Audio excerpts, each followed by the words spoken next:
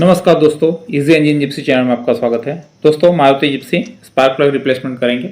Spark plug replace करने के लिए इसके ऊपर तो ये जो MPFI है इंजन, उसमें 2 इग्निशन कॉइल लगी रहती है और 4 सिलेंडर है, तो प्रत्येक सिलेंडर के ऊपर में एक एक स्पार्क प्लग इक्विप्ड होता है। तो उसके लिए ये चलिए पहले ये कॉइल जो है उसको कॉइल को वहाँ से निकालना पड़ेगा। उसके ऊपर 10 नंबर की 2 बोल्ट लगी हुई है, वो बोल्ट रिमूव करनी पड़ेगी। टोटल मैंने ये 4 बोल्ट रिमूव कर दी है। तो अभी ये इग्निशन कॉइल जो है वो वहाँ से हम निकाल सकते हैं। ठीक है जी। तो ये इग्निशन कॉइल जो है ये सेकंड सिलेंडर के ऊपर इक्विप्ड है। दूसरे सिलेंडर के ऊपर पे ये जो इग्निशन कॉइल लगी थी उसके 2 बोल्ट मैंने रिमूव कर दिए, तो ये इग्निशन कॉइल बाहर आ गई। ठीक है जी। और ये फर्स्ट सिलेंडर का कोड है जो स्पार्क प्लग के ऊपर लगा हुआ होता है, और वो फोर्थ सिलेंडर के ऊपर जो इग्निशन कॉइल लगी रहती है उसके साथ कनेक्टेड होता है। ये थर्ड वन जो है वो सेकंड सिलेंडर के ऊपर में जो इक्विप्ड कॉइल होती है, इग्निशन कॉइल, उसके ऊपर ये लगा रहता है।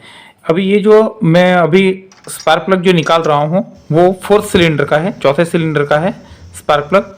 तो उसको मैंने यहाँ पे जो होलो स्पैनर है मेरे पास, वो स्पैनर से मैं इसको वहाँ ये बॉक्स स्पैनर के साथ जो आता है वो टूल है, वो टूल में वो जो होलो स्पैनर है वो मैंने उसमें इंसर्ट किया है और इसके हेल्प से मैं इसको ओपन करूँगा। ठीक है। तो ऐसे 1 बाय 1 जो है मैं स्पार्क प्लग निकाल लूँगा और उसके जगह पे फिर मैं जो लाया हूँ नया स्पार्क प्लग वो इक्विप्ड करेंगे। एक्चुअली दोस्तों क्या होता है कि स्पार्क प्लग जो है उसकी एक लाइफ होती है सर्टेन, एक 10,000 किलोमीटर या 20,000 किलोमीटर जब गाड़ी का रनिंग हो जाता है तो हमें उसको रिप्लेस कर लेना चाहिए। ऐसे तो स्पार्क प्लग जो है वो मतलब ऐसा मतलब डिटोरेट तो नहीं हो जाते हैं, लेकिन कभी कभी क्या है जो स्पार्क प्लग है वो फाउल हो जाते हैं, तो फिर उसको बिफोर डैट कि उसकी लाइफ जो 10,000 किलोमीटर 20,000 किलोमीटर के बाद जो हमें रिप्लेस करना है तो उसे रिप्लेस कर लेना चाहिए, ताकि हमें जो है मतलब जो सफिशेंट मतलब जो व्हीकल की रिएबिलिटी जो है वो मिल पाए हमें, मतलब कहीं पे रास्ते में वो चीज़ जो है वो कभी प्रॉब्लम फेस ना करना पड़े। ये स्पार्क प्लग जो है उसको वीक स्पार्किंग या फाउल होने की वजह से जो है वो मिस फायरिंग के भी प्रॉब्लम होते हैं और गाड़ी सेकंड गियर में झटका खाती है, तो इस तरीके के प्रॉब्लम फिर क्रिएट होते हैं। तो बिफोर डैट हमें क्या करना चाहिए कि ये जो स्पार्क प्लग है वो रिप्लेस कर लेना चाहिए। तो अभी ये गाड़ी का मेरा 10,000 किलोमीटर का रनिंग हो गया है, तो 10,000 किलोमीटर के बाद में ये स्पार्क प्लग मुझे रिप्लेस करना है। एक्चुअली मैंने इसके पहले जो स्पार्क प्लग डाले थे उसमें कभी कभार क्या होता था कि सेकंड गियर के अंदर में कभी कभार वो गाड़ी जो है वो झटका खा जाती थी। बहुत रेयर केस में ऐसा होता था। तो फिर मैंने सोचा कि वैसे भी 10,000 किलोमीटर हो ही गया है तो ऑयल रिप्लेसमेंट भी करनी है, तो ऑयल रिप्लेसमेंट तो मैंने प्रीवियस वीडियो में बता दिया है, ऑयल रिप्लेसमेंट कर दिया। और ये स्पार्क प्लग भी जो है वो मुझे यहाँ से मतलब उसको चेंज करना है। तो मैंने ये स्पार्क प्लग जो है मैंने थर्ड सिलेंडर का भी सेकंड सिलेंडर का भी निकाल लिया, मतलब 3 स्पार्क प्लग निकल चुके हैं। अभी फर्स्ट सिलेंडर का जो है वो निकालना है। ठीक है जी। तो एक्चुअली ये स्पार्क प्लग में अगर रिप्लेस कर देता हूँ तो 10,000 किलोमीटर उसकी जो लाइफ रहती है वहाँ तक तो ये स्पार्क प्लग रहेंगे ही। अपार्ट फ्रॉम दैट वो मतलब ऐसा नहीं है कि 10,000 किलोमीटर के बाद उसको कंपलसरी रिप्लेस ही करना है। 15,000 भी चला सकते हो, 20,000 किलोमीटर भी चल सकता है, ऐसा कोई दिक्कत नहीं है। लेकिन क्या है कि उसकी जो लाइफ है वो 10,000 तक की तो सियोरिटी रहती है। तो 10,000 किलोमीटर तक अगर आपका व्हीकल चल गया है तो there is a need to replace the spark plug. Otherwise अन्यथा क्या हो जाएगा कि कुछ ना कुछ प्रॉब्लम फिर इंट्रोड्यूस हो सकती है। जैसे कि मैंने बोला कि कभी कभार सेकंड गियर में कभी कभी झटके खा लेती थी। ऐसा फ्रिक्वेंटली नहीं होता था लेकिन कभी कभार हो जाता था। तो मैंने चलिए चारों स्पार्क प्लग निकाल लिए हैं। अब मैं जो स्पार्क प्लग लाया हुआ हूँ वो NGK के है ना। उसके पहले मैंने 5 वाला डाला था, इस बार मैंने 6 वाला लेके आया हूँ।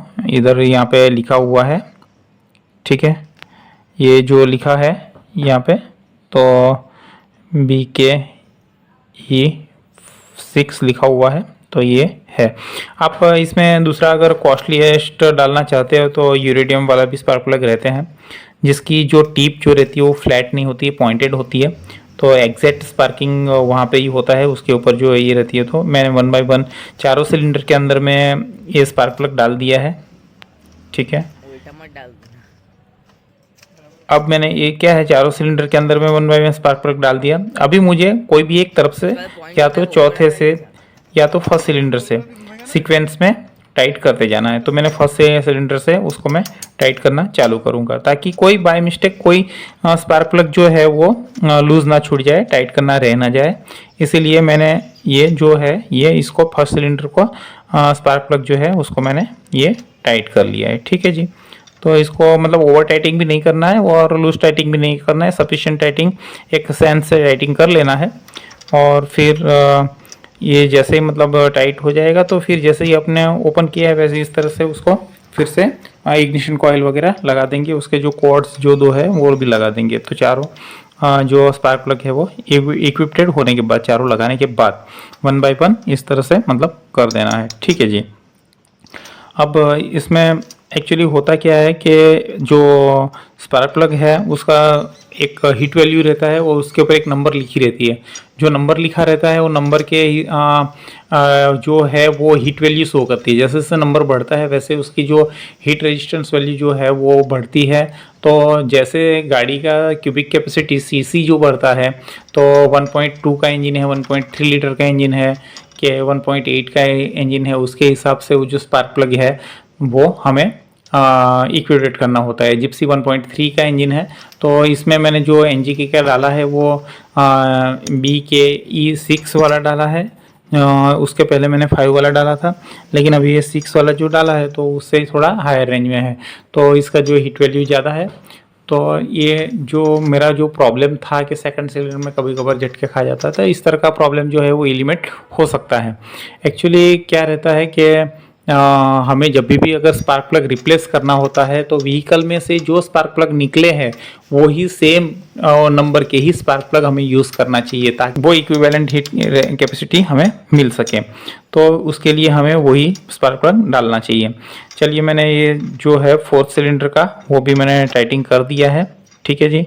अब उसके ऊपर हम 1 बाय 1 जो इग्निशन कॉइल जो निकाली है, जो सेकंड सिलेंडर पे एक थी और एक 4th सिलेंडर पे थी, तो वो इग्निशन कॉइल फिर से इक्विप्टेड कर देनी है। तो मैं उसको लगा देता हूँ वहाँ पे, ठीक है। ये 4th सिलेंडर का जो है वो 4th सिलेंडर के ऊपर मैं इग्निशन कॉइल में डालूंगा और उसका जो कोड जो उसमें से जो निकलेगा वो 1st सिलेंडर पे जाएगा, ठीक है ना। तो ये 4था सिलेंडर के ऊपर की जो कॉइल है इग्निशन कॉइल वो, और ये सेकंड सिलेंडर के ऊपर इग्निशन कॉइल से सेकंड सिलेंडर का जो कोड है वो 3rd सिलेंडर पे जाएगा। तो ये 3rd सिलेंडर पे जाएगा, इसको यहाँ पे 3rd सिलेंडर में डाल देना है, ये जो है उसको 1st सिलेंडर में डाल देना है, ठीक है जी। और फिर मैंने जो 10 नंबर की नट बोल्ट जो निकाली हुई है इग्निशन कॉइल के ऊपर से वो डाल देनी है, उसको फिर से टाइट कर देना है। वो भी ओवर टाइट करना नहीं है, सफिशिएंट टाइट कर देना है, ठीक है। तो इस तरह से पूरा ये इग्निशन कॉइल भी ये मैं अगर बोल्ट कस दूंगा तो वो भी वहाँ पे फिक्स हो जाएगा। I hope so this video also useful to you. आशा रखता हूँ कि ये वीडियो आपको हेल्पफुल रहेगा। आपका दिन शुभ रहे। धन्यवाद। जय हिंद।